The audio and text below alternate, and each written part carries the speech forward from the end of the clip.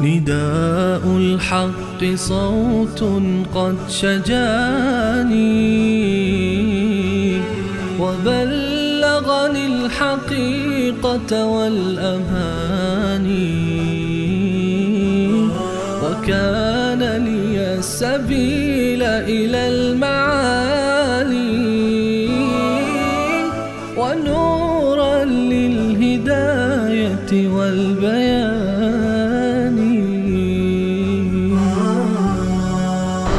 أعوذ بالله من الشيطان الرجيم. بسم الله الرحمن الرحيم. وفي موسى إذ أرسلناه إلى فرعون بسلطان مبين فتولى بركنه وقال ساحر أو مجنون فأخذناه وجنوده فنبذناهم في اليم وهو مليم. صدق الله. اللهم صل على سيدنا محمد.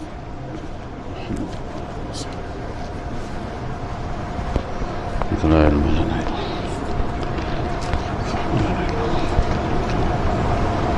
صدري وسري. در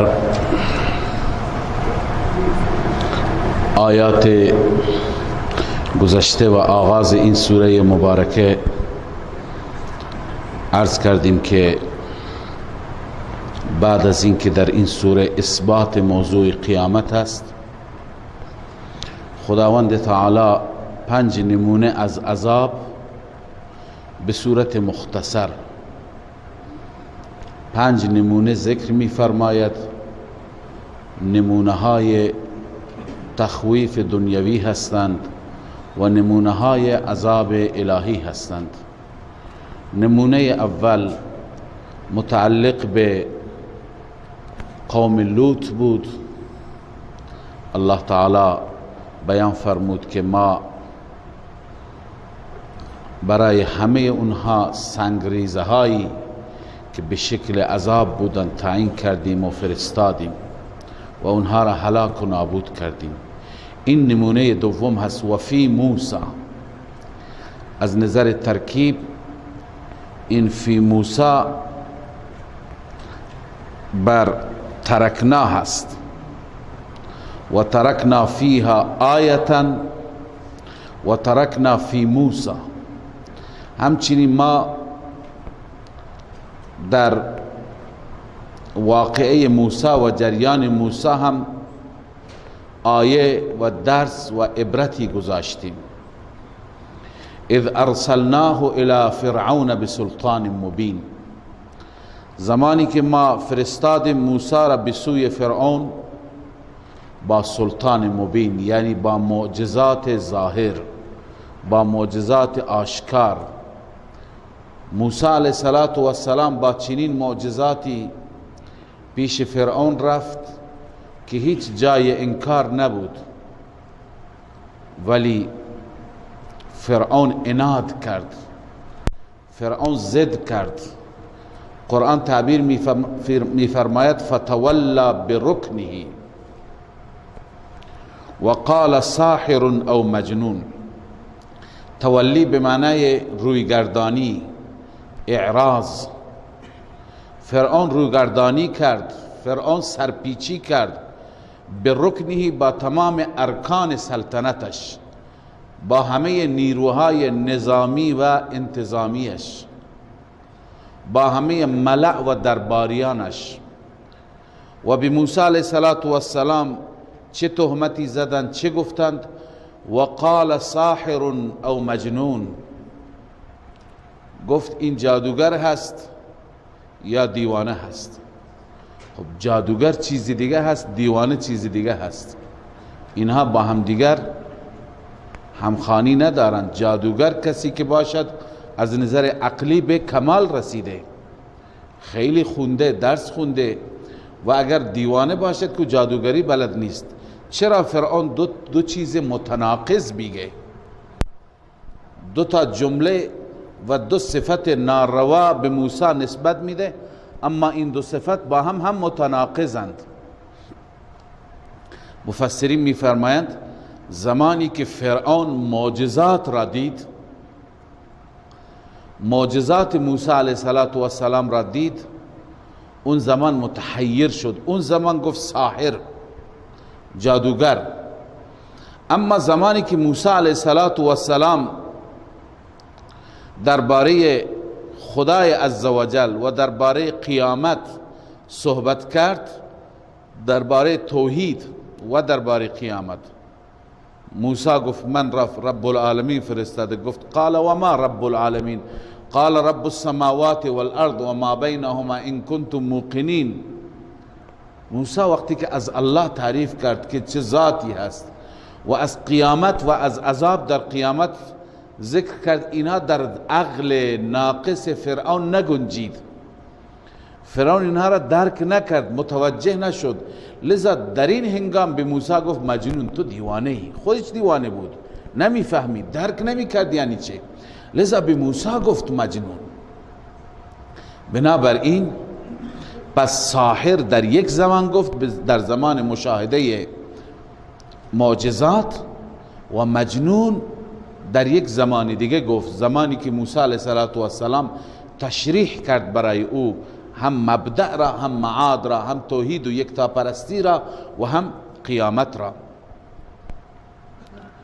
به هر حال فرعون وقتی که موسی را متهم کرد، به موسی علیه السلام بد و بیراه گفت، الله نتیجه عناد فرعون را اینجا میگه، خلاصه هست. فاخذناه و جنوده فنبذناهم فی الیم. الله می فرماید ما او را مؤاخذه کردیم همراه با لشکریانش، و جنوده مع جنوده، همراه با لشکریانش ما اونها را مؤاخذه کردیم. فنبذناهم فی الیم، این کیفیت اخذ است. چگونه مؤاخذه کردیم؟ همه را انداختیم تو دریا. مردم معمولا اشغال ها را میبرن تو دریا میریزن، چیزهایی که درد نخور باشن، فاضل آبها را باز میکنن به دریا. لذا منظور این الله عزوجل میفرماید این اشغال ها را تو دریا انداختیم، اینا ارزش ندارن. هر چقدر حکومت داشته باشد، وقتی که خدا را قبول نداره، دین نداره، ایمان نداره. لذا الله میفرماید فنبذناهم فی الیم، ما اونها را انداختیم در دریا، و هو ملیم، و اون سزاوار ملامت بود، سزاوار سرزنش بود. ملیم یعنی حقدار سرزنش و ملامت بود، لایق ملامت بود، باید همینطور میشد، حقش بود. پس این نمونه دوم از تخویف الله عزوجل در این نمونه هم اثبات فرمود که هر کسی که با بندگان ما، با اهل حق در مقابل اهل حق بیستد، نتیجهش اینه. و نمونه سوم، و فی عاد اذ ارسلنا علیهم الریح العقیم. همچنین ترکنا آیتا فی عاد میشه، ما در قوم عاد هم یک نشانی گذاشتیم، یک آیه و یک درس عبرت. زمانی که ما فرستادیم بر آنان الریح العقیم، باد و طوفان نازا را، عقیم نازا. بعضی بادها هستن که فایده دارن برای ما، این باد بی فایده بود، بی فایده بماند که هلاک کننده بود. بعضی وقت باد میوزد، نسیم خوبی میوزد، ابرها را با خودش میاره، کلی برای منطقه باران و رحمت و خیر و برکت داره. اون باد نازا نیست، اون باد بی فایده نیست. اما این باد هیچ فایده ای نداشت. سخرها علیهم 7 لیال و 8 ایام حسوما. الله این باد را وقتی که به وزیدن داد بر اونها وزید 7 شب و 8 روز 7 لیال و 8 ایام حسوما پیاپی اینا را ریشه‌کن کرد. فتر القوم فیها صرعا، این قوم تنومند عاد، مردان نیرومند عاد مثل تنه درخت خرما الله می فرمد افتاده بودند. فتر القوم فیها صرعا کأنهم اعجاز نخل خاویه، نخلی که سر به فلک کشیده باشد و بیفتد روی زمین. نخل زیباییش در چی هست؟ در ایستادن است، نه در افتادن. لذا الله می فرماید که ما چنان بادی بر این قومی که این قوم توحید را و قیامت را انکار کرد ما آوردیم و وزیدیم. ما تذر من شیء اتت علیه، الله می فرماید این باد بر هیچ چیزی نمی وزید، هیچ چیزی را ترک نمی کرد. الا جعلته كالرمیم، مگر او را قرار میده مثل رمیم. رمیم خاکستر، چیزی که خورد خورد شده باشد. هر چیزی را که این باد می وزید اون را تبدیل به خاکستر می کرد، اون را تبدیل به چیزی می کرد که کلا پودر شده. این وضعیت قوم عاد بود. این نمونه سوم و نمونه چهارم تخویف دنیوی. و فی ثمود اذ قیل لهم تمتعوا حتی حین، همچنین در قوم ثمود آیه هست، درس عبرت است، زمانی که به آنها گفته شد از جانب پیغمبر خدا حضرت صالح گفته شد تمتعوا، ای قوم بهره بگیرید، ای قوم استفاده کنید از این دنیا تا مدتی شما هستید. بعد از شما که ایمان نمی آورید میخواید تا کی تو این دنیا بمانید؟ تا کی غافل بمانید؟ تا مدتی. لذا برای آخرتتون فکری بردارید. اون قوم متوجه نشد. الله می فرماید فعتوا عن امر ربهم، سرکشی کردند، تمرد کردند از امر پروردگار، گوش به حرف ندادند. الله می فرماید فاخذتهم الصاعقه وهم ينظرون، این نتیجه عناد است، نتیجه سرکشی است. صاعقه از آسمان آمد. صاعقه آتشی را میگویند که همراه با خودش، چون در بعضی آیات شریفه میآید صیحه، صیحه فریاد را میگویند، فریاد و جیغی که جبرائیل امین اون را سر داد که گوشها را پاره میکرد و جگرها را پاره میکرد. لذا مفسرین نوشتند هر دو عذاب برایشون آمد، از یک طرف آتش آمد و از یک طرف اون صدای مهیب. و هم ینظرون، آنها نگاه میکردن، خودشون با چشمان خودشون مشاهده میکردن. فما استطاعوا من قیام و ما كانوا منتصرین، اینا حتی نتوانستن بلند بشن. فما استطاعوا من قیام نتونستن بکنن، نتونستن بیستند. و ما كانوا منتصرین، انتقام گیرندگان هم نبودند. اینها را خدا هلاک کرد، نابود کرد، از بین رفت.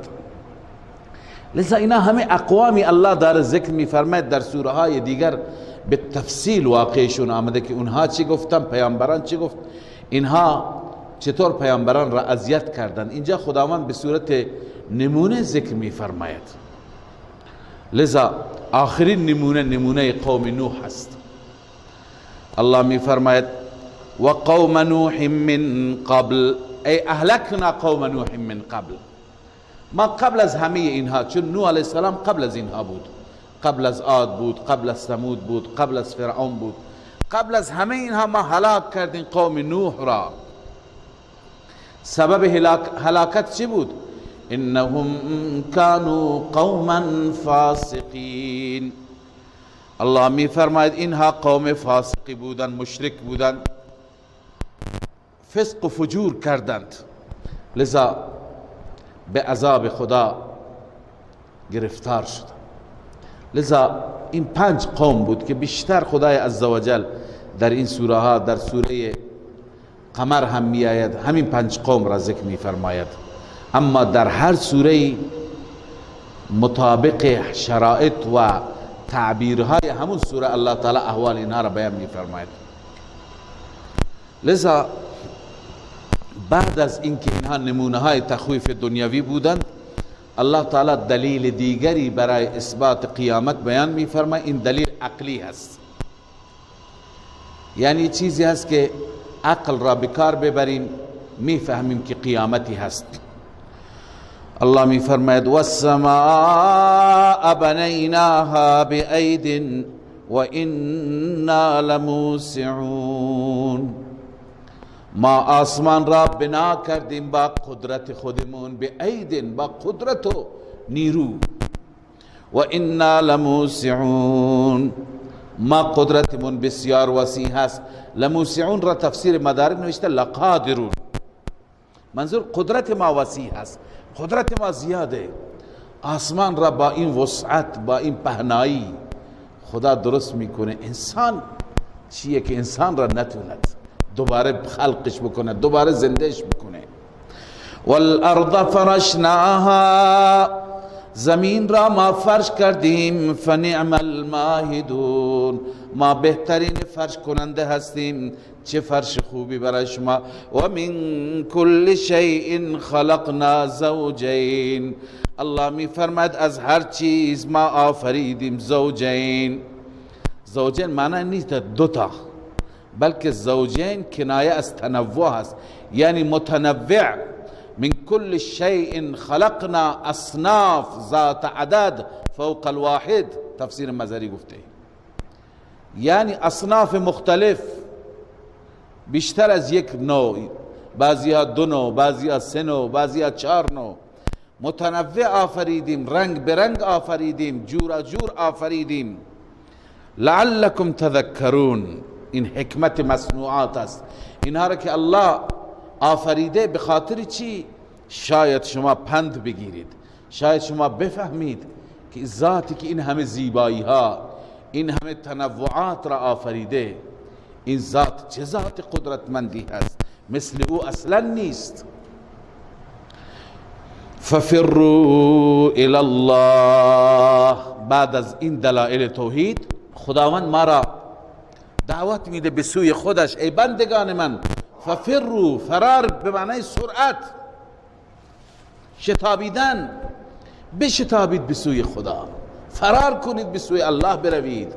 ففروا الی الله، فرار از چی؟ تفسیر نصفی نوشته فرار ای من الشرک الی الایمان بالله، از شرک فرار کن به سوی ایمان برو.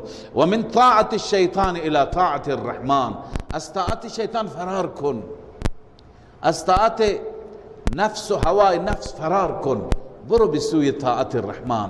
ففروا الی الله انی لکم منه نذیر مبین، همانا من محمد برای شما از خدا، از جانب خدا ترساننده آشکاری هستم. من شما را از عذاب خدا می ترسانم. و بالخصوص این یکی را نکنید، این گناه را.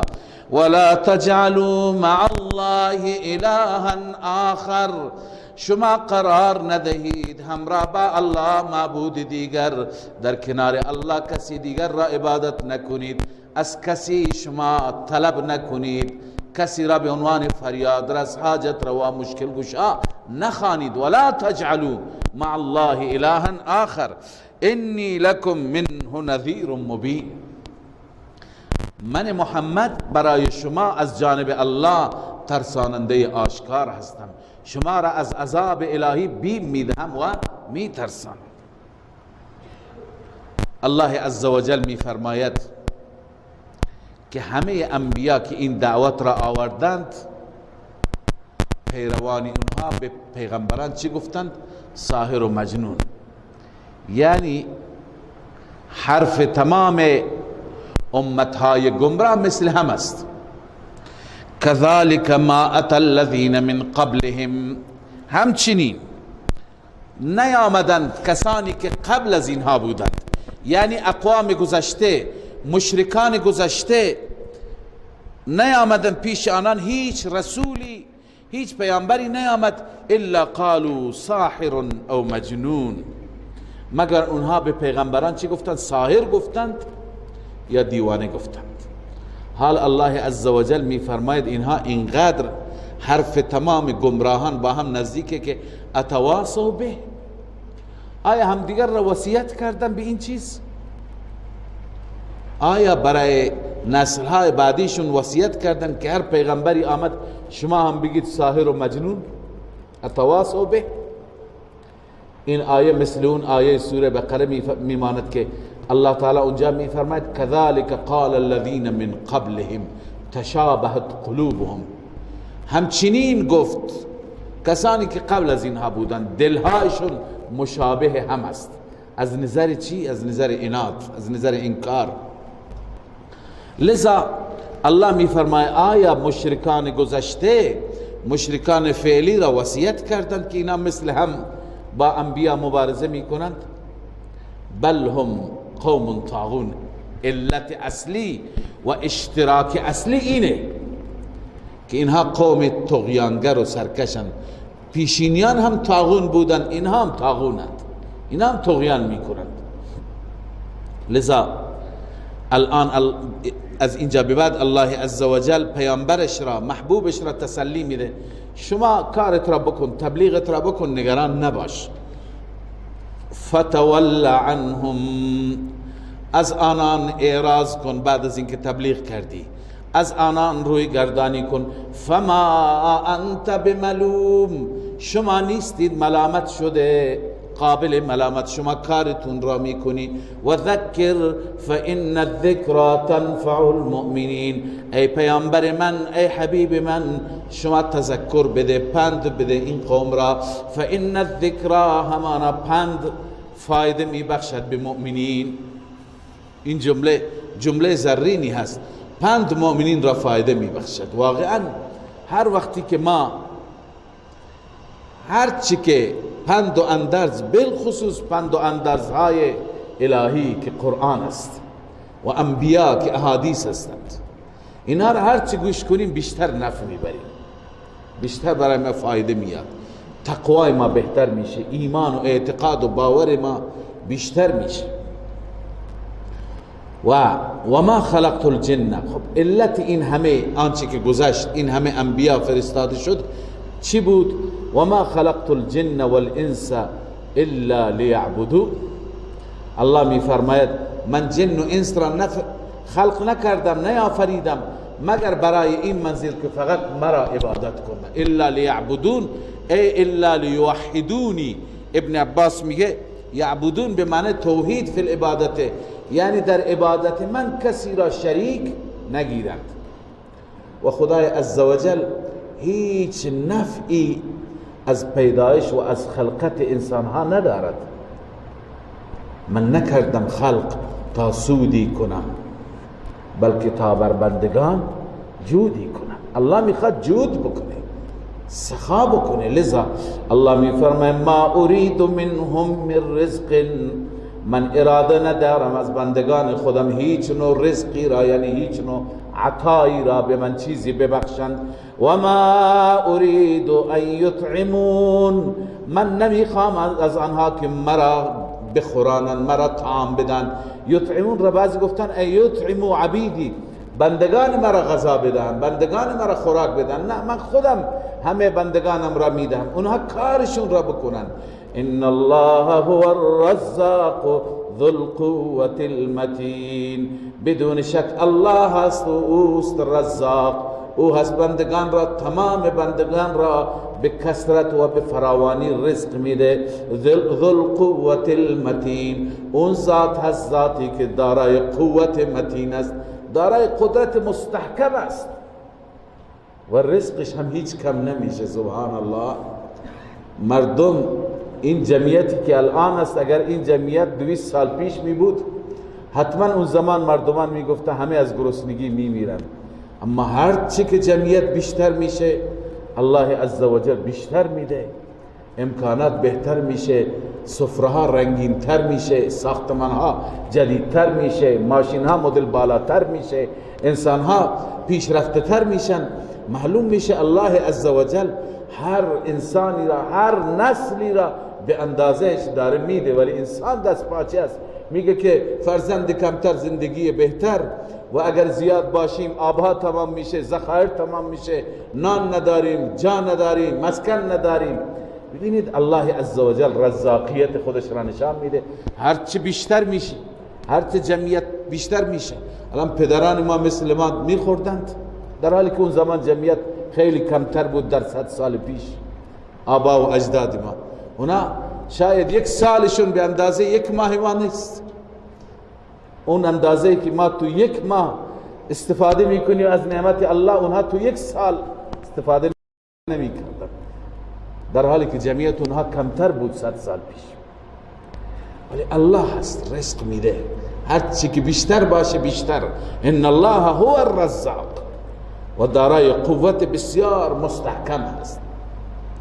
فإن للذین ظلموا ذنوبا مثل ذنوب اصحابهم فلا یستعجلون. بعد از اینکه نمونه تخویف هم گفته شد، دلیل عقلی هم گفته شد، هدف آفرینش هم گفته شد، حال الله عزوجل بیم میدهد، تخویف دنیوی بیان میکند برای مخاطبان قرآن، برای قریش مکه، کسانی که این همه دلایل به خاطر اونها گفته میشه، بازم اونها متذکر نمیشوند. الله میفرماید همانا برای کسانی که ظلم کردند. ظلم یعنی شرک و کفر. قریش مکه ذنوبا مثل ذنوب اصحابهم، برای اینها هم سهمیه ای هست، نوبتی هست مثل نوبت اصحابشان، هم کیشها و هم مذهبانشان، مشرکان قبلی. ببین اصل ذنوب میگویند دلو بزرگ را، دلوی که از چاه آب میکشه، شاید یک دلو یک حوضچه را پر میکنه. اون زمان که مردم با عسر و با سختی زندگی میکردن، این دلو نوبتی بود، یک ساعت مال یکی بود، یک ساعت مال یکی بود. حال اینها را خدا میفرماید برای مشرکین مکه ذنوب هست، یعنی مثل همونهایی که سر چاه به نوبت بودند. خلاصه یک ساعتی نوبت هر یک می آمد، نوبت اینها هم میاد، نوبت اینها از عذاب منظوره. مثل ذنوب اصحابهم، مثل نوبت هم مشربانشان، هم کیشانشان، یعنی مشرکین گذشته. فلا یستعجلون، اینها عجله نکنند، اینها عجله نکنند، اون روز می آید. فویل للذین کفروا، ویل و هلاکت برای کسانی که کفر کردند، یعنی برای مشرکان. من یومهم الذی یوعدون، از آن روزی که در آن روز وعده داده می شود، یعنی اون روزی که وعده داده می شود. منظور از این روز روز بدر است، مراد عذاب دنیاست. اون روز که بیاید ویل و هلاکت برایش. این سوره مکی هست، هنوز خبری از هجرت نیست، ولی خداوند پیشا پیشگویی میفرماید که یه روزی میآید، اون روز واویلا است برای اینها به عذاب و به گرفت الهی گرفتار میشن و پوزشون به خاک مالیده میشه. بسم الله الرحمن الرحیم والطور و کتاب مسطور فی رق منشور. در هر سه سوره، سوره زاریات، سوره قاف، سوره زاریات، سوره طور، در هر سه تا بحث قیامت بود. اما در سوره قاف فرمود کذالک الخروج، خروج از قبرها اینگونه است. در سوره زاریات الله عزوجل فرمود ان عذاب ربک ان الساعه ان الدین لواقع، جزا واقع میشه. اینجا با صراحت بیشتر، یک پله بالاتر، ترقی از ما قبل میفرماید ان عذاب ربک لواقع، عذاب پروردگار واقع میشه. الله عزوجل در این سوره یک دلیل نقلی برای اثبات عذاب از موسی ذکر می کند به صورت خلاصه. یک کلمه هست و طور، این خودش دلیل نقلی از موسی. و طور یعنی موسی شاهد است. عرض میکنم چطور. و به صورت خلاصه یک دلیل نقلی از کتب سابقه ذکر میکنه. دو تا دلیل نقلی هستند و دو تا دلیل عقلی ذکر میکند و یک دلیل وحی ذکر میکند. چطور؟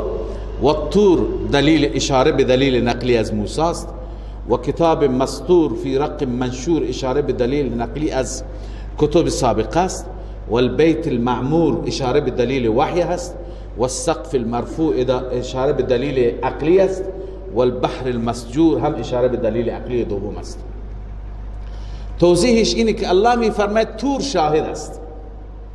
طور شاهد است. طور محلی هست که در اون محل رب العالمین موسی را به پیامبری برگزید. در اون محل الله با موسی هم کلام شد.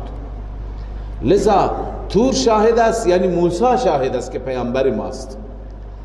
که چی؟ که قیامت می آید. چون که در طور، شما در اول سوره طه می خوانید، در کوه طور الله وقتی که موسی را دید، موسی را طلبید و موسی به محضر الله حاضر شد، گفت که یا موسی انی انا ربک فاخلع علیک انک بالواد المقدس طوى و انا اخترتک فاستمع لما یوحى. ای موسی گوش کن، من ربت هستم، کفشار در بیار و من ربت هستم. اننی انا الله لا اله الا انا فاعبدنی. من الله یگانه هستم، بغیر از من هیچ که نیست معبود، فقط مرا عبادت کن. و بعد از اون الله فرمود ان الساعه لآتیه، قیامت می آید. موسی برو به مردم بگو قیامت داره میاد، برای قیامت آمادگی کنند. پس اونجا الله هم توحید را به موسی فرمود هم قیامت را. پس و طور، اون طور شاهد است، اون مکان شاهد است که رب اونجا هم به موسی گفت ان الساعه لآتیه، قیامت می آید. و کتاب مسطور، و همچنین کتاب نوشته شده که فی رق منشور. رق پوست باریک را میگن. قدیم ها دیگه این ورق ها نبود، بر روی پوست ها می نوشتن، پوست ها را نازک میکردن، باریک میکردن. فی رق منشور، در پوستی که این پوست چیه؟ منشور، باز، چون پوست ها اینطور مثل پرونده پیچونده میشدن، جمع میشدن. منظور اینه که کتاب های آسمانی که الله به انبیاء سابق داد، همه این کتاب ها شاهدند. این دو تا شاهد. والبیت المعمور، همچنین بیت المعمور شاهد است. بیت المعمور کجاست؟ بیت المعمور کاملا موازی بیت الله است. بیت المعمور محل طواف فرشتگان. اینجایی که در زمین بیت الله است، موازی این بالای آسمان ها، بالاتر از آسمان هفتم، اونطوری که در حدیث شریف می آید اونجا محلی هست رو به روی همین بیت الله. اونجا الله عزوجل اون محل را برای طواف فرشتگان تعیین فرموده. و در حدیث شریف می آید که هر روز 70,000 فرشته در بیت المعمور طواف می کنند و جمعیت این فرشتگان چنان زیاد هست که دیگه تا قیامت نوبت به فرشته نمیرسه. یک بار که طواف کرد دیگه به اون نوبت نمیرسه، از بس که زیادند. لذا بیت المعمور اونجاست. این دلیل وحی هست، چون که وحی برای رسول الله از آسمان ها می آمده. پس میتونیم اینطور بگیم که والبیت المعمور یعنی خود این قرآن هم شاهد است که از اونجا آمده. آفتاب آمد، دلیل آفتاب. والسقف المرفوع، الله می فرماید این سقف بلند هم شاهد است، یعنی آسمان. آسمان هم شاهد است. آسمان چطور شاهد است؟ ما هر جا مگر نمیخوانیم، صبح هم خواندیم، یکی از دلائل قیامت آسمان است که خدا میفرماید این مخلوق بزرگ را من پیدا کردم مثل آسمان. انتم اشد خلقا ام السماء. پس انسان را هم الله به پیدا می کند. والبحر المسجور، اینا هر دو تا دلیل عقلی هستند. و دریایی که مسجور یعنی مملو است از آب، همونطور که دریا و آبها شما انسانها را در خشکی محاصره کردند، هر طرف ما دریاست، لذا شما در محاصره قیامت هستید. قیامت هم شما را محاصره کرده، می آید، فرا می رسد. لذا به 5 چیز الله سوگند خورد. 5 چیز را الله عزوجل شاهد گرفت. بعد از 5 چیز الله چی می فرماید؟ قسم به طور، قسم به کتاب مستور، قسم به بیت معمور، قسم به سقف مرفوع و سوگند به بحر مسجور که ان عذاب ربک لواقع. الله به اینها سوگند میخورد که عذاب پروردگار که وعده داده شما را واقع میشه، اتفاق میفته. ما له من دافع، نیست برای اون عذاب هیچ دفع کننده، هیچ کسی نیست که اون عذاب را دفع کند و دور کند. اون عذاب کی میشه؟ الله به تصویر میکشد اون روز را. یوم تمور السماء مورا، اون روزی می شود که آسمان ها تمور السماء به حرکت می آیند، یعنی آسمان تکان می خورد، آسمان تکه پاره میشه. اذا السماء انشقت، اذا السماء انفطرت، روزی که آسمان تمور ای تدور و تضطرب، مضطرب میشه، تکان می خوره، به جنبش میاد. تمور السماء مورا، تکان می خورد، تکان خوردنی.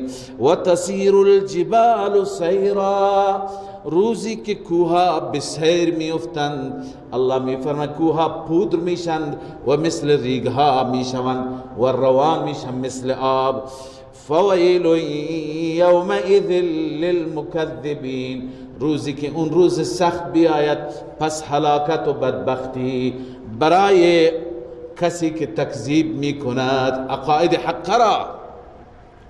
کسی که عقاید حق را، عقیده قیامت را، عقیده توحید را تکذیب می کند، واقعا در اون روز برای اون انسان ویل است، برای اون انسان بدبختیه.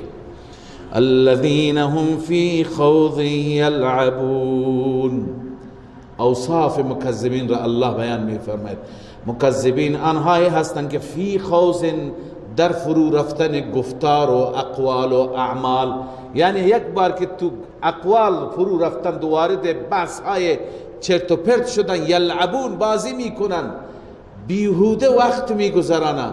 یک بار که وارد کارهای بیهوده شدن، بازم یلعبون، وقت میگذرانن.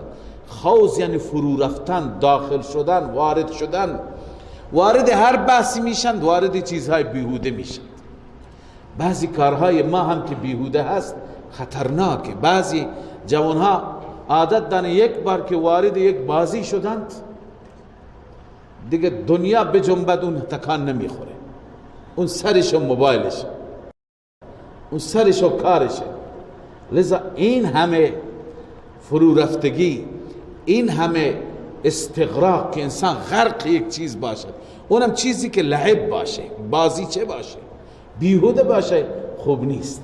الله اینجا مکذبین را میفرماید، اونایی که فی خوض، در فرو رفتن اقوال و اعمال چنان میشوند که یلعبون، بازی میکنند. الله میفرماید یوم یدعون الی نار جهنم دعا، روزی که اینها هول داده میشوند به سوی آتش جهنم، دعا، هول دادنی. هذه النار التي کنتم بها تکذبون، به آنان گفته میشه ای مجرمان، این هست اون آتش، آن آتشی که شما این آتش را تکذیب میکردید، در دنیا مسخره میکردید، در دنیا به پیامبر ما، به دعوتگران، جادوگر و دیوانه میگفتید. افسحر هذا، آیا این جادویی بود، جادویی هست؟ ام انتم لا تبصرون، یا اینکه شما نمیدیدید، شما متوجه نبود، لذا اونجا باورش نکردی، اینجا بیا داخل شو تا خوب ببینی. اصلوها، وارد آن آتش بشید، وارد جهنم بشید. فاصبروا، او لا تصبروا، صبر کنید یا صبر نکنید، داد و فریاد کنید یا ساکت بشید. سواء علیکم، برابر است بر شما، هر کاری بکنی برابر است. انما تجزون ما کنتم تعملون، الله می فرماید جز این نیست که شما پاداش اعمالتون را داده میشید. ما کنتم تعملون، اون چی که عمل کردی خدا پاداش اون را بهت میده. لذا بد کردی بد میبینی، بد عمل کردی تو دنیا. بعد از این که این تخویف بیان شد و این وعید بیان شد برای مجرم و مشرک، حال الله عزوجل بشارت میده مؤمن را، بشارت میده متقی را، متقیانی که اونها در دنیا تسلیم شدند، در دنیا دعوت حق را لبیک گفتند. الله می فرماید ان المتقین فی جنات و نعیم، همانا متقیان انسانهای پرهیزگار در باغات هستند و در نعمتها. خوشا به حال کسی که در دنیا تقوای نصیبش میشه، خدا ترس میشه، در خدا ترسی از هر گناه دوری میکند. فاکهین بما آتاهم ربهم، الله می فرماید اینها خوشحالند، خوشگذرانند به آنچه که ربشان به اونها داده. و وقاهم ربهم عذاب الجحیم، الله اونها را حفاظت میکند و الله اونها را بدور نگه میدارد از عذاب جهنم. به آنها گفته میشه، به این متقین در بهشت، کلوا واشربوا هنیئا، بخورید بنوشید خوشگوار، نوشی جانتان، هنی به معنی نوشی جان، خوشگوار، بخورید و بنوشید خوشگوار. بما کنتم تعملون، بسبب آنچه که در دنیا عمل می کردید. عمل اندک ما در دنیا بهانه هست، این سبب ظاهریه، سبب حقیقی فضل الله است. الله می فرماید متکئین علی سرر مصفوفا، اینها تکیه دادن بر تخت هایی که کنار هم صف کشیده، تخت هایی که ردیف هم هستند. متقین اونجا تکیه دادند و هم دیگر را تماشا میکنند. و زوجناهم بحور عین، الله می فرماید ما آنها را جفت میکنیم، ازدواج میدهیم با حورهای عین. حور معنی لفظیش هست زن سفید رنگ، عین معنیش هست چشم درشت، اونی که چشمایش مثل آهو است. معنیش اینه الله عزوجل که همسران زیبا شکل چشم درشتی ما به اونها میدیم. والذین آمنوا، نه تنها به اونها، هم به افراد خانواده شون. حدیث را برای شما ایبار خواندم که در حدیث شریف میاد روز قیامت یک انسان، روی همین آیه این حدیث را آوردن مفسرین، یک انسانی را الله عزوجل در بهشت به یک جایگاه بسیار عالی میبرد، چون انسان خوبی بوده، انسان صالحی بوده، دعوتگر بوده، خدمت میکرده، لذا یک جایگاه خاصی دارد. اونجا میره میبینه همه چیز هست، سبحان الله، چه باغ خوبی، چه ساختمانی، اطرافش همش حور و غلمان و خدام و تمام امکانات، هیچ کمی نیست. بعد از اون که میبیند همه چیز روبراه هست، اطرافش نگاه میکنه، خویشاوندان، پدر کجاست، مادر کجاست، برادر کجاست، فرزند کجا، هیچ که پیدا نیست. میپرسد بقیه خویشاوندان من، بقیه خانواده من، طایفه من، اینها کجا هستند؟ به او جواب میده اونا همه در بهشتند، ولی خب جایگاه شما ویژه هست. شما این همه زحمت کشیدی تو دنیا، زهد و سختی ها تحمل کردی، شما رو اینجا آوردیم. اونها هم جای خودشون هستن، اونها هم صالح بودن. اونجا میگه یا رب، من هر چی کردم برای خودم نکردم، برای تمام خاندانم کردم، برای تمام اهل و عیالم کردم. لذا الله عزوجل دستور میده کرامت برای این انسان، میگه همه اونها رو بیارید همینجا. اونها هر جا هستند، در هر درجه، در هر طبقه از بهشت هستند، اونها رو منتقل کنید به خاطر اکرام این انسان. لذا اینجا در آیه همین اشاره شده. الله می فرماید والذین آمنوا، آنهایی که ایمان آوردند یعنی مؤمن کامل هستند، واتبعتهم ذریتهم بإیمان، و همچنین ذریه اونها اولاد اونها تابع اونها شدند از نظر ایمان، الحقنا بهم ذریتهم، ما ذریه و اولاد اونها را به اونها ملحق میکنیم، به اونها میرسانیم. آیا چیزی از درجات اینها میره بالا از اون میاد پایین؟ اینطور میشه؟ مثلا اون به اون گفته میشه از طبقه دهم بیا پنجم، ما هم از اول میایم پنجم؟ نه، از جایگاه هیچی کم نمیشه. و ما التناهم من عملهم من شیء، الله می فرماید ما کم نمی کنیم، التناهم ای نقصناهم، ما کم نمی کنیم از عملشان هیچ چیزی، همه و همه اونها در کنار هم هستند.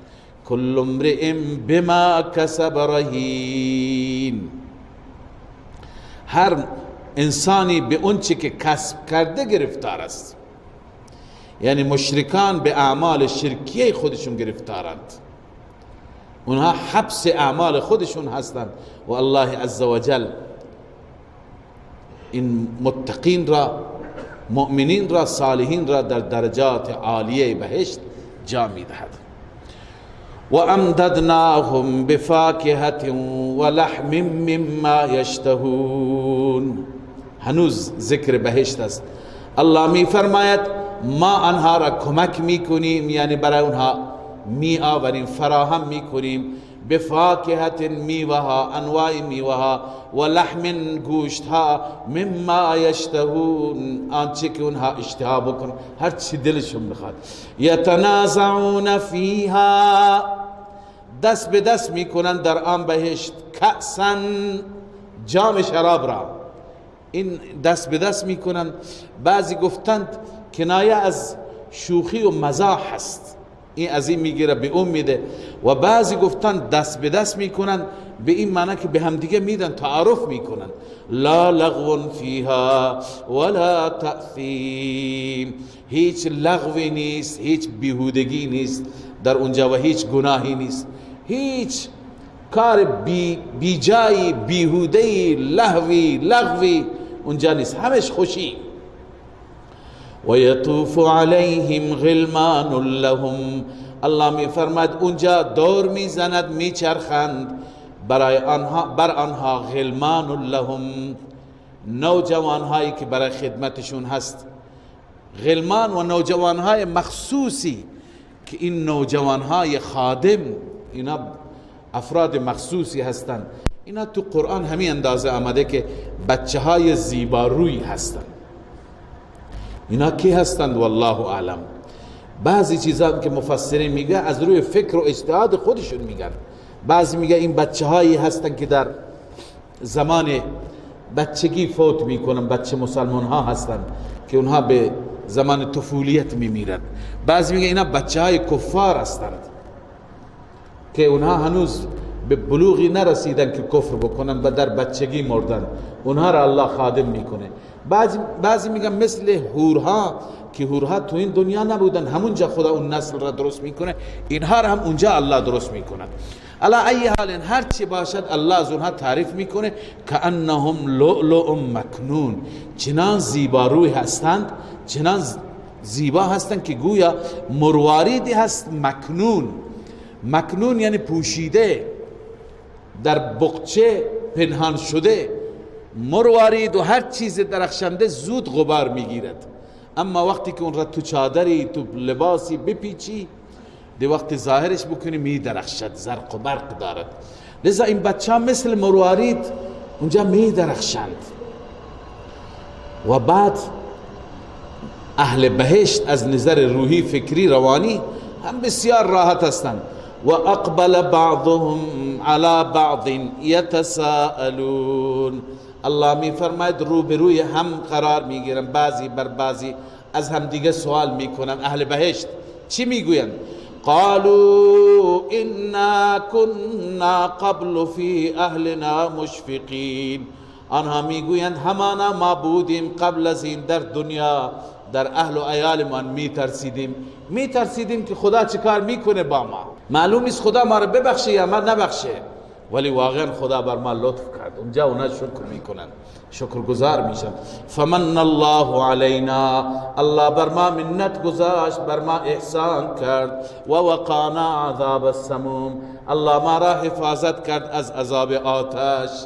سموم اون باد سوزانی را میگویند که همراه خودش اون باد تمام، عرض کنم که ضمن اینکه سوزندگی داره، تمام میکروب ها و تمام بیماری ها را هم داره. این کنایه است از اون لفحه و از اون شعله هایی که از جهنم میوزد و دل هر انسانی را کباب میکنه. الله میفرماید که انا كنا من قبل ندعو. ببین تنها دلیل نجات اینها چیه؟ تنها دلیل نجاتشون توحیده.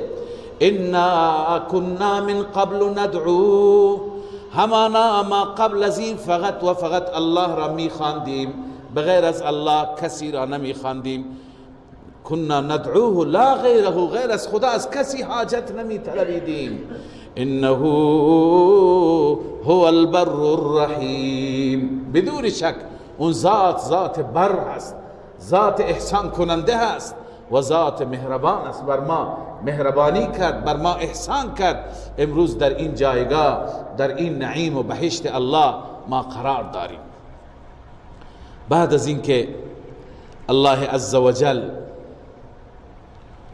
هم مراتب مجرمین را در جهنم بیان فرمود و هم جایگاه عالیه مؤمنین و متقین را در بهشت بیان فرمود، حال از اینجا به بعد تقریبا تا آخر سوره تسلی هست برای رسول الله صلی الله علیه و سلم و زجر و توبیخ و سرزنش هست برای مجرمین و مشرکین. مشرکین از جایی که می دیدن روز به روز دین عزیز اسلام پیشرفت میکنه، ترقی میکنه، انواع اتهامات، انواع لقبها، انواع صفتها را برای رسول الله بیان میکردند. یک روز ساحر میگفتن، یک روز مجنون میگفتن، یک روز کاهن میگفتن. رسول اکرم صلی الله علیه وسلم طبیعی بود، ناراحت میشد، نگران میشد. الله عزوجل حبیبش را تسلی میده، آرامش میده. الله میفرماید فذکر، فریضة الرسول، فذکر، ای پیامبر پند بده، به دعوتت ادامه بده. فما انت بنعمت ربک بکاهن ولا مجنون، به برکت نعمت پروردگارت، به لطف پروردگارت تو کاهن نیستی، مجنون هم نیستی. کاهن کسی که از ستاره ها و از غیب خبر میگیرد، مجنون دیوانه. تو هر دو اینها نیستی. ام یقولون شاعر، بلکه آنها میگویند این پیغمبر شاعر است. اونا هم سرگردان بودن، گاهی کاهن میگفتن، گاهی شاعر، گاهی دیوانه. میگویند شاعر است. نتربص به ریب المنون، ما انتظار میکشیم حادثه مرگ را برش. چون اونها میگفتن که شما، خودشون را تسلی میدادن مشرکین و سران قریش، میگفتن شما ناراحت نباشید، همین که چشم از این دنیا ببنده این پیغمبر مدعی پیغمبر، همین که از این دنیا بره دیگه نهضتش تمام میشه، چراغ خاموش میشه، کسی دیگه نیست این اسلام را به پیش ببره. لذا میگفتن نتربص به ریب المنون، ما منتظر میشیم، انتظار میکشیم برای او ریب المنون، حوادث زمان را یا حادثه مرگ را. الله میفرماید به اونها جواب بده ای حبیب من، قل تربصوا انی معکم من المتربصین، بگو شما هم منتظر باشید، من هم با شما منتظر میمانم. ببینیم آیا چراغ خاموش میشه یا روشن‌تر میشه، تمام دنیا را میگیره. پشت سر او شاگردان با اخلاصی مثل ابوبکر صدیق، عمر فاروق، عثمان غنی، علی مرتضی، خالد ابن ولید، ابو عبیده، تمام این شاگردان، سعد ابن ابی وقاص، انسانهای با گذشتی تربیت میشن که اینها یکی از دیگری پیشی میگیره. هر یکی جان بر کف با مجاهدت ها، با رشادت ها دین را به سراسر این عالم میرسانند. آیا پیغمبر بره این نهضت تمام میشه یا گسترده تر میشه؟ ببینی برکت اسلام را و این کرامت این دین عزیز را که الله عزوجل چقدر این را گسترش داد و دشمنان اولی چه انتظار خامی داشتند، چه انتظار میکشیدند که هم پیغمبر از این دنیا بره دیگه تمام میشه، قصه تمام میشه. الله میفرماید قل تربصوا فانی معکم من المتربصین، بگو منتظر باشید، من هم با شما منتظر. ام تأمرهم احلامهم بهذا، آیا عقل اونها را امر میکنه به اینکه این اعتراضات را بکنند؟ ام هم قوم طاغون، یا اینکه اینها قوم سرکشی هستند، سرکش و متمردند که چنین اعتراض میکنند. ام یقولون تقوله، یا اینکه آنها میگویند این پیغمبر از خود ایجاد کرد. تقول یعنی حرفی را درست کردن، منظور این کلام خدا نیست، این از خود درست کرده. بل لا یؤمنون، الله می فرماید بلکه حقیقت اینه که لا یؤمنون، اینها ایمان نمی آورند. اگر راست میگویند فلیأتوا بحدیث مثله ان کانوا صادقین، بیاورند سخنی مثل این را، مثل قرآن کلامی بیاورند اگر راست میگویند.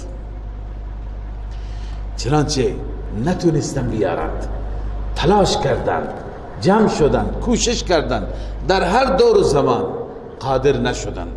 الله می فرماید ام خلقوا من غیر شیء ام هم الخالقون، یا اینکه اینها به سوی طاعت و عبادت نمی آیند. آیا آفریده شدن من غیر شیء، بدون هیچ چیزی، یعنی بیهوده؟ من غیر شیء یعنی من اجل لا شیء من العبادت او المجازات. تفسیر مظهری گفته آیا اینها پیدا شدند که هیچ مجازاتی نباشه، هیچ عبادتی نباشه، بیهوده، عبث و بیکار؟ ام هم الخالقون، یا اینکه نه اینا خودشون آفریننده هستن، خودشون میدانن برای چی آفریدن. ام خلق السماوات والارض، یا اینکه شاید اینها آفریدند آسمان و زمین را. اینا آخر چه محلی از اعراب داره؟ اینا چه کارند که اینها قبول نمی کنن؟ بل لا یوقنون، اصل اینه که به دلیل جهل و نادانی اینها یقین و باور ندارن. ام عندهم خزائن ربک، یا اینکه نزد اینها خزانه های پروردگار هست. ام هم المسیطرون، یا اینکه خزانه ها اینها نگهبان هستند، چون یکی از خزانه ها و نعمت هایی که رب میده نبوت، اینا نگهبانند، اینا نمیگذارن اون خزانه ها به کسی برسد.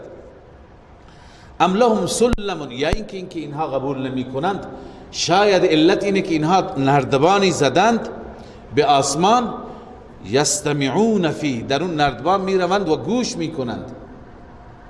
اگر چنین هست فلیأت مستمعهم بسلطان مبین، اون کسی که گوش کننده این هست بیاورد دلیل روشنی، مدرک ظاهری بیاورد چی شنیده، بیاورد خدا چی گفته. چرا اینها باور ندارند؟ چرا قبول ندارند؟ ام له البنات ولکم البنون، یا آیا این هست که برای آنان دختر است و برای الله دختر است و برای شما پسر؟ چون گاهی این ادعا را میکردن. الله عزوجل تمام بیهودگی گویی ها و یاوه‌گویی ها اونها را به صورت استفهام رد می فرماید. ام تسألهم اجرا، یا اینکه ای پیغمبر اینا که بهتون ایمان نمی آورند شاید علت اینه که شما از اینها مزد میخواهی، پاداش میخواهی. فهم من مغرم مثقلون، که اینها از تاوان اون زیر بارند. آیا چنین چیزی هست که تو از اونها پول کلان و پول هنگفتی خواستی که فهم من مغرم، از تاوان آن مثقلون، زیر بار سنگین هستند؟ ام عندهم الغیب، یا اینکه نه نزد اینها علم غیب است، فهم یکتبون، اینها از اون غیب همه چیز را می نویسن و خبر دارن که چی میشه و چی نمیشه. ام یریدون کیدا، یا اینها اراده توطئه‌ای دارند، میخوان کاری بکنند. ولی اینا بدانند فالذین کفروا هم المکیدون، آنانی که کفر کردند آنها هستند، با اونها کید میشه، با اونها الله عزوجل تدبیر میفرماید و به اشد مجازات گرفتارشون میکند. ام لهم اله غیر الله، یا اینکه آیا برای اینها معبودی هست غیر از الله؟ همه اینها نیست. سبحان الله عما یشرکون، الله پاک است از آنچه که اینها شریک میگیرند با الله.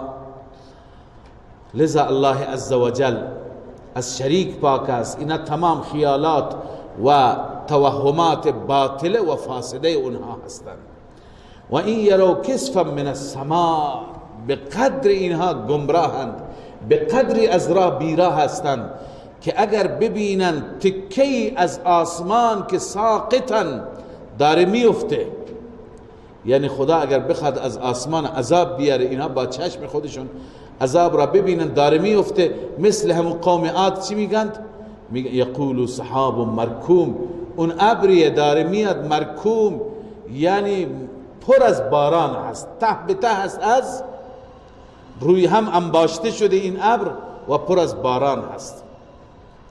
لذا الله عزوجل میفرماید فذرهم، اینها را بگذار ای پیامبر، حتی یلاقوا یومهم الذی فیه یصعقون، حتی که مواجه بشند، برخورد کنند، ملاقات کنند با اون روزی که در آن روز یصعقون، بیهوش کرده میشوند. صعق و نفخ فی الصور فصعق من فی السماوات و من فی الارض، این در زمان نفخه اولاست. نفخه اولا دمیده میشه، همه بیهوش و مدهوش میافتند و بعد میمیرن، جان میدن. الله میفرماید یوم لا یغنی عنهم کیدهم شیئا، وقتی که اون روز بیاید فرصت و مهلت از دست اینها تمام میشه، آن روز فایده نمیدهد، دفع نمیکنه از آنان هیچ کید آنها، مکر اونها هیچ چیزی. ولا هم ینصرون، نفی شفاعت قهری، آنها در آن روز یاری نمیشوند، کمک نمیشوند. نه تنها روز قیامت، نه تنها روزی که نفخه دمیده میشه، قبل از اون الله عزوجل میفرماید قبل از اون هم یک عذاب کوچولوی دیگری هم هست. و ان للذین ظلموا عذابا دون ذلك، همانا برای کسانی که ظلم کردند، یعنی برای این مشرکین عذابی هست دون ذلك. دون ذلك یعنی پایین تر از آن، پایین تر از سه جهت، هم عذاب کوچولوتری و هم عذاب قبل از اون. این عذاب چیه؟ عذاب هایی که در دنیا آمد مراد هستند. امام نصفی رحمه الله در تفسیر مدارک نوشته هو القتل ببدر والقحط 7 سنین و عذاب القبر، تمام عذابایی که قبل از عذاب قیامت هست. مثلا در بدر اینا کشته شدند، 7 سال برای اونها قحطی آمد در زندگی مکی، و همچنین در عذاب قبر به اشد مجازات گرفتار میشن. اینا تمام عذابهای دون ذالک هستند، از اون عذاب پایینتر و از اون عذاب جلوتر. ولكن اکثرهم لا یعلمون، اما اکثر اینها نمیدانند، باور ندارند که خداوند برای اونها چنین عذابی می آورد.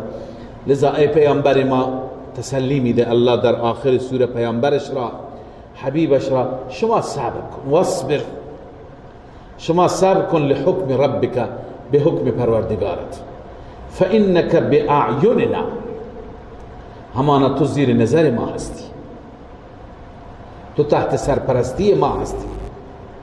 و سبح بحمد ربک، تو کارت با یاد رب باشد، دست بکار و دل بیار باشد.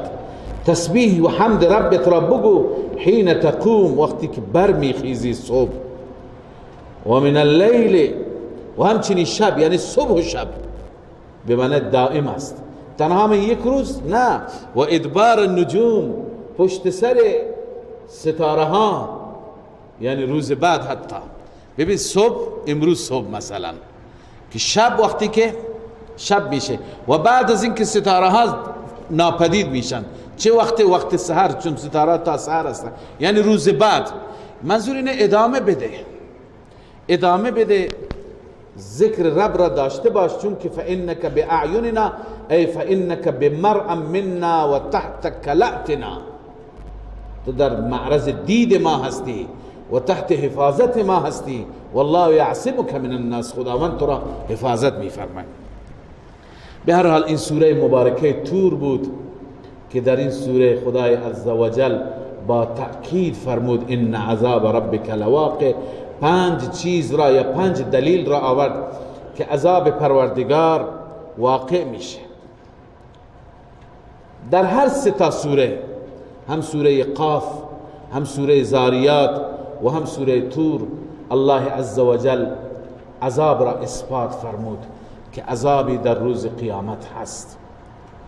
حال در سوره نجم می فرماید بعد از این که عذابی هست و ثابت شد که عذابی هست، بدانید که عذاب و گرفت الهی، عذاب و جزای الهی در روز قیامت حق است. حال در نجم میخوانیم که خدایان شما هیچ سفارشی نمیتونن بکنند، هیچ کاری از دستشون بر نمیاد، چون ها خدایان را پرستش میکردن که در سختی ها و شدائد به درد ما بخورن. در این سوره الله عزوجل از لات و عزا میگه افرأیتم اللات والعزى ومنات الثالثة الاخرى، اینها هیچ کاری نمیتونن بکنن، اینها ارزش را ندارند، اینها توانش را ندارند. لذا اگر میخوای از اون عذاب رهایی بیابی، نجات بیابی، پس بیا به سوی رب العالمین، به سوی پروردگارت، در پناه رب بیا. اللهم لا ملجأ ولا منجأ منك الا الیک، فقط پناهگاه رب العالمین است، بقیه پناهگاه ها اینها پوشالی هستند، اینها درد نمیخورند، اینها را باد میبره، اینها مثل تار عنکبوتند. لذا به سوی رب بیا. در این سوره الله عزوجل همین دعوت میده.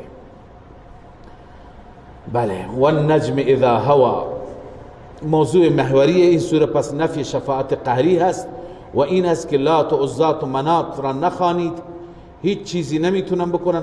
و خدای عزوجل در این سوره هم زجر و توبیخ مثل سوره تور بیان میفرماید و دلیل نقلی از انبیاء گذشته. الله ابتداء سوگند یاد میکند، یا بهتر است بگیم که شاهد میگیرد ستاره را. والنجم اذا هوا، سوگند به ستاره وقتی که سقوط میکند، یعنی اون ستاره شاهد است. اذا هوا ای اذا سقط. ببینید ستاره که سقوط میکند و ستاره که غروب میکند کنایه از چیه؟ کنایه از اینه که این مخلوقات بزرگ، اینهایی که در واقع مظهر قدرت رب العالمین هستند، اینها هم ناپدید میشن، اینها هم زائل میشن، پس اینها خدا نیستند. این خودش دلیل توحیده. ابراهیم علیه السلام از همین استدلال گرفت. فلما رأى الكوكب قال هذا ربي فلما افل قال لا احب الافلین. وقتی که غروب کرد گفت من این غروب کننده را و اینی که ناپدید شد نمیخوام. پروردگار من همیشه باید باقی باشد، ثابت باشد.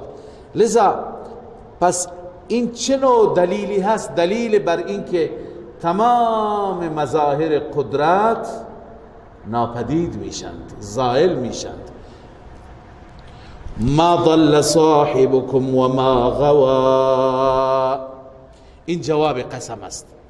قسم به ستاره که صاحب شما محمد صلی الله علیه و سلم از راه بیراه نشده، و ما غوا، و راه را اشتباه نرفته.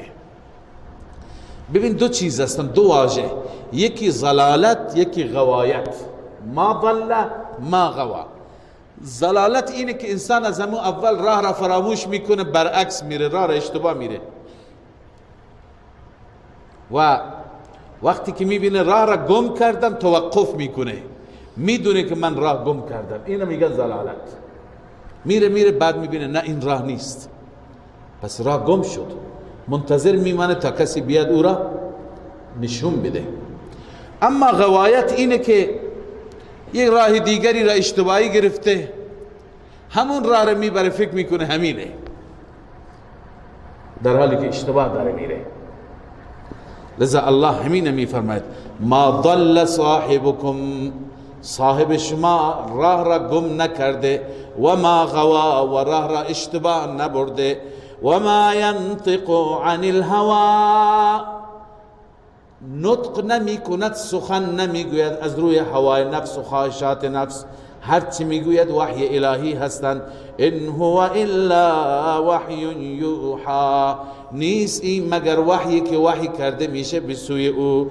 علمه شدید القوا، او را کی آموخته؟ استادش کیه که به او یاد داده؟ شدید القوا، اون فرشته ای که دارای قوت شدید است. منظور جبرائیل امین است.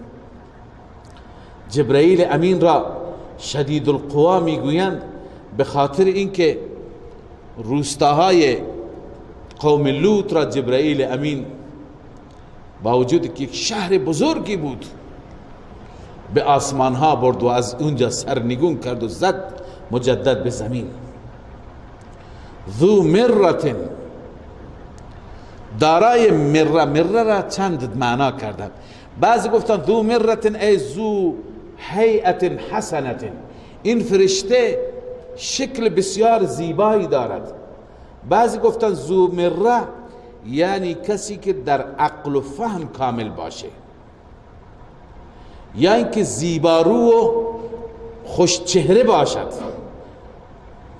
حسین و جمیل و خوشمنظر و طویل القامه.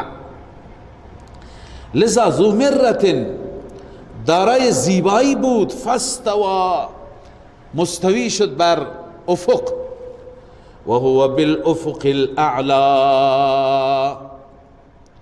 اون جبرائیل در افق اعلا بود، در اون افق بالا جلوی پیغمبر ظاهر شد. ثم دنا فتدلا، سپس نزدیکتر شد به پیغمبر، فتدلا، پس نزدیک شد. فکان قاب قوسین او ادنا، اندازه قاب دو قوس، قاب دو کمان.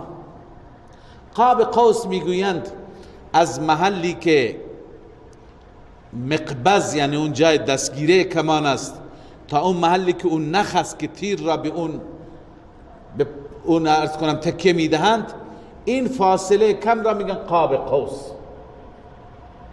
در قدیم وقتی که دو تا طایفه با هم نزدیک میشدند، کمانها را با هم متصل میکردند، یعنی همونطور که کمانها با هم چسبیدن، ما دیگه از این به بعد با هم یکی هستیم، وحدت داریم دیگه، تیر کمان ما بر علیه هم دیگه نیست، در یک جهت میره، ما با هم متحدیم. این قاب قوسین نزدیک، این کنایه از خیلی نزدیک شدنه، کنایه از متصل شدنه. لذا جبرائیل آمد و با پیغمبر نزدیک شد. من قبل از اینکه این آیه را ترجمه بکنم، مطلبی را برای شما عرض بکنم که ذهنتون بازتر بشه. اون اینه که در تفسیر این آیات بین مفسرین اندک اختلافی هست.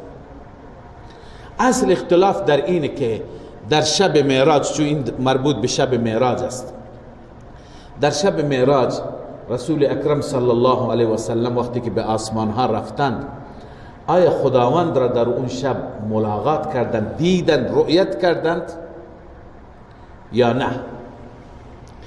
بعضی ها معتقدند که پیغمبر خدا را دیده و این آیات همون بیان میکنه. با اون نزدیک شد، نزدیکتر شد، به اندازه قاب قوسین شد، به او وحی کرد و او اشتباه ندید. ولقد رآه نزلة اخرى، باری دیگه هم او را دیده بود. لذا میگه این درباره دیدار پیغمبر با الله است.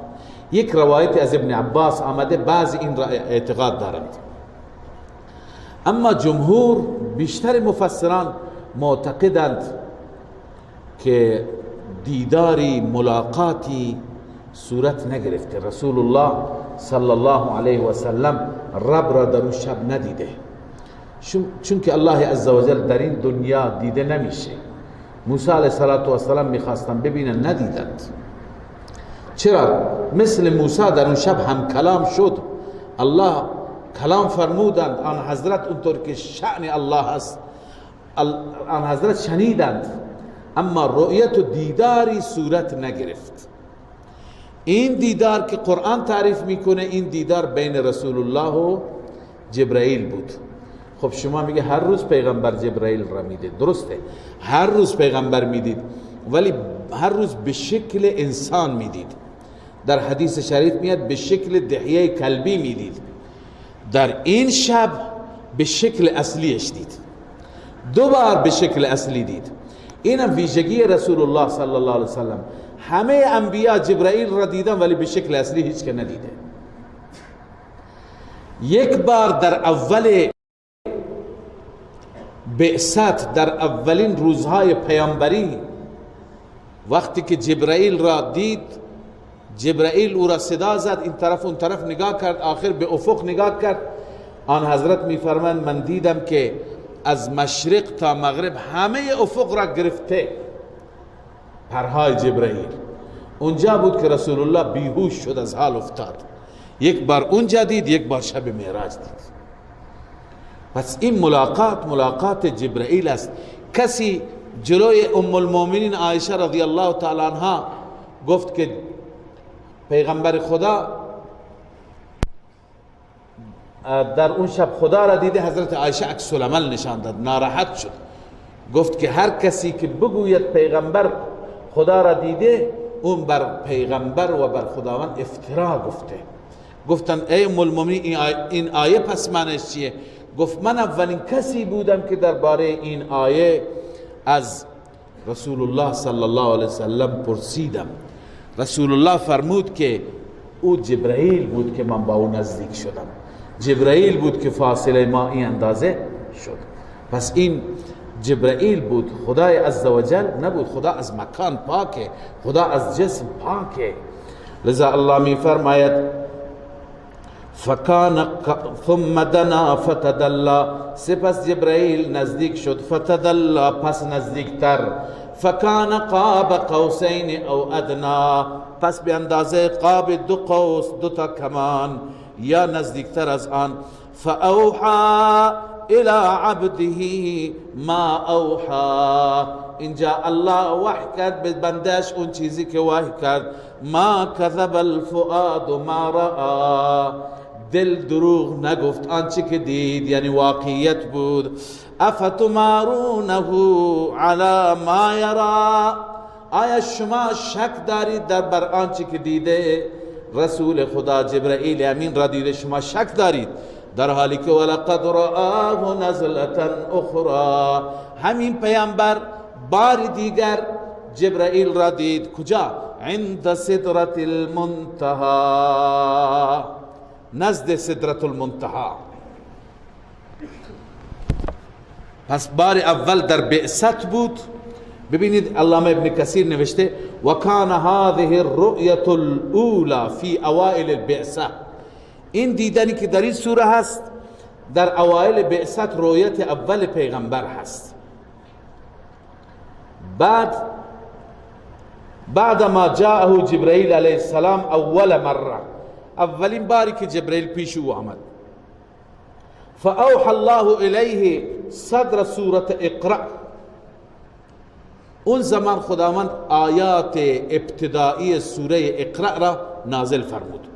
ثم فتر الوحی، بعد از اون وحی چی شد؟ قطع شد. تفسیر ابن کثیر.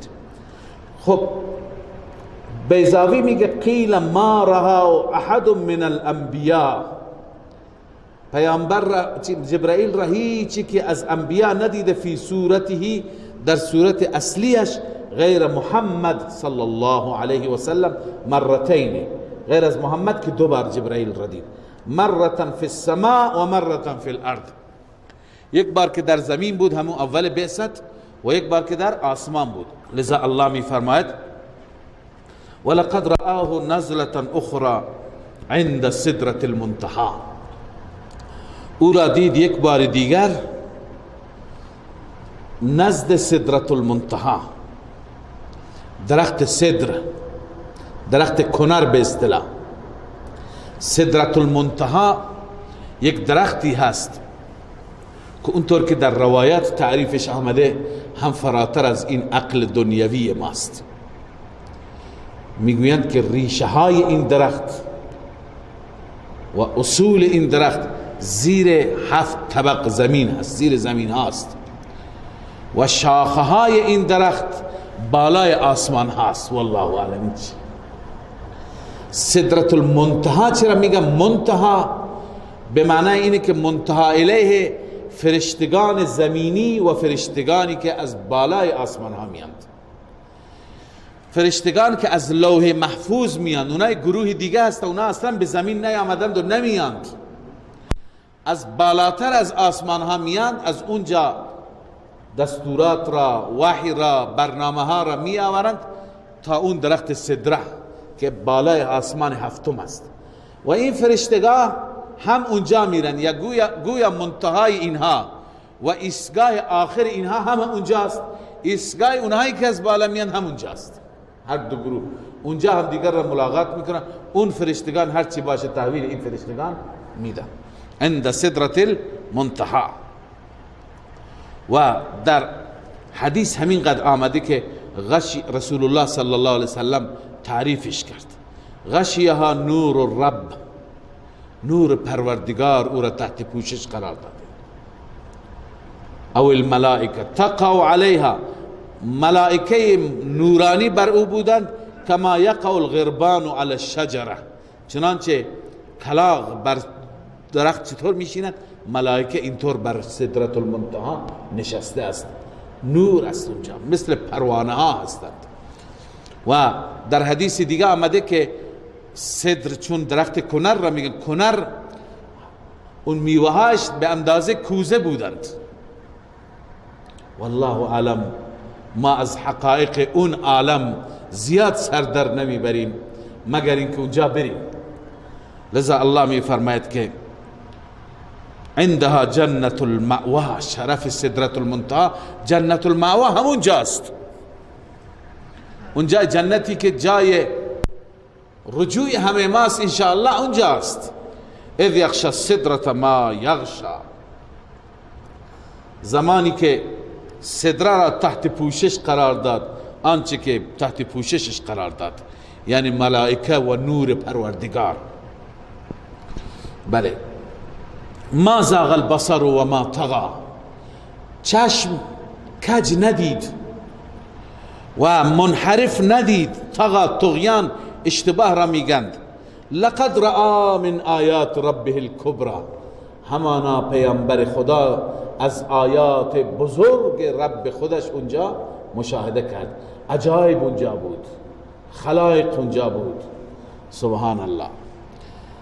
بعد از اینکه الله عزوجل شمه از قدرت و از عالم بیکران را بیان فرمودن، حال می پردازن به لات و عزی، به این معبودن. اینا کیا هستند؟ اینا اصلا چی دارند؟ افرائیتم اللات والعزی، شما به من خبر بدهید از لات و عزی.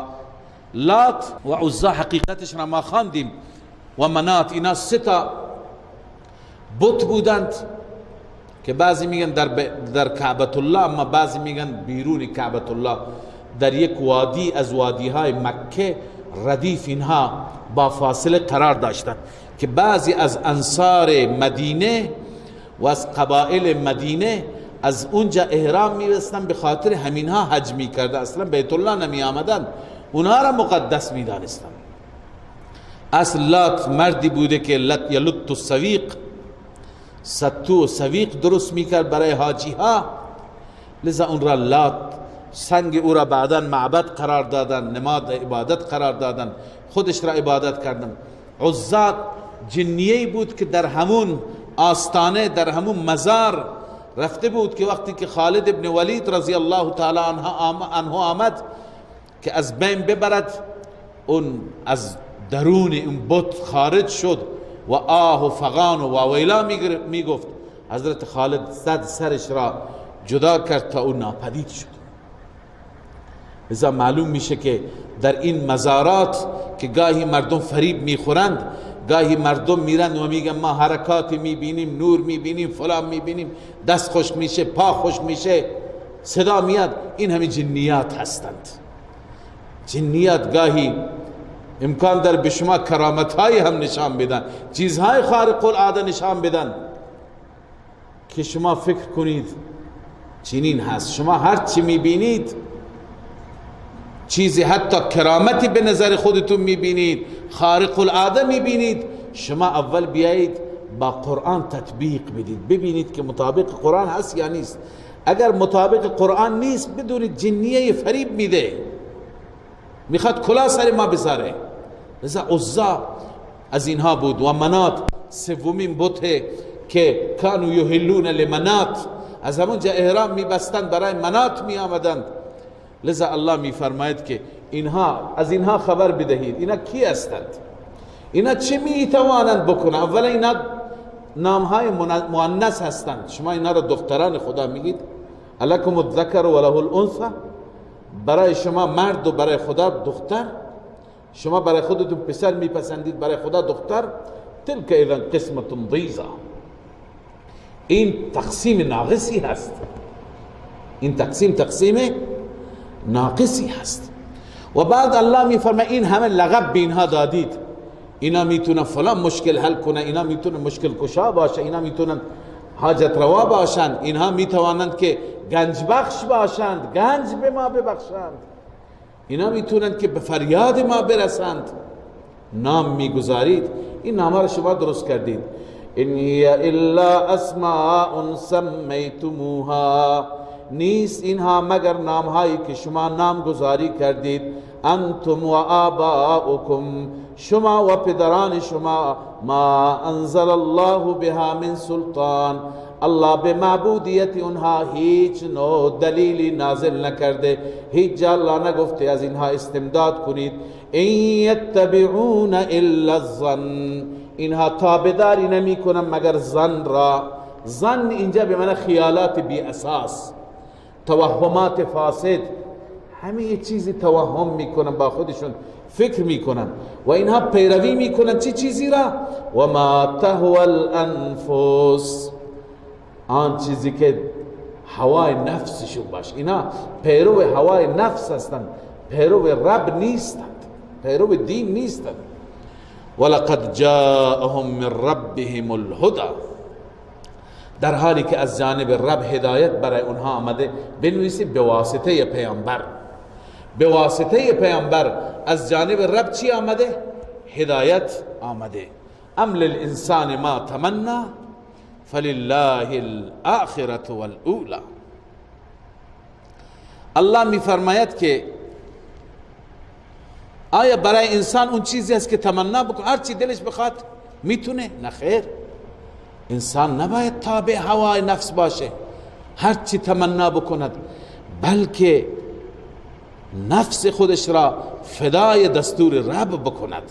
ای لیست الاشیاء و الشهوات تحصل بالامانی، هر چیز و هر شهوت با تمنا و با آرزو برآورده نمیشه. بل لله الامر، بلکه همه امور برای الله هستند. بله، فلله الاخرة والاولى، فقط و فقط برای الله است آخرت و دنیا، یعنی همه چیز در اختیار الله است. پس بهتره که انسان منویات خودش را، تمناهای خودش را، اینها را همه را تابع رب بکند، نه تابع هوای نفس بکند. صدق الله مولانا العظیم.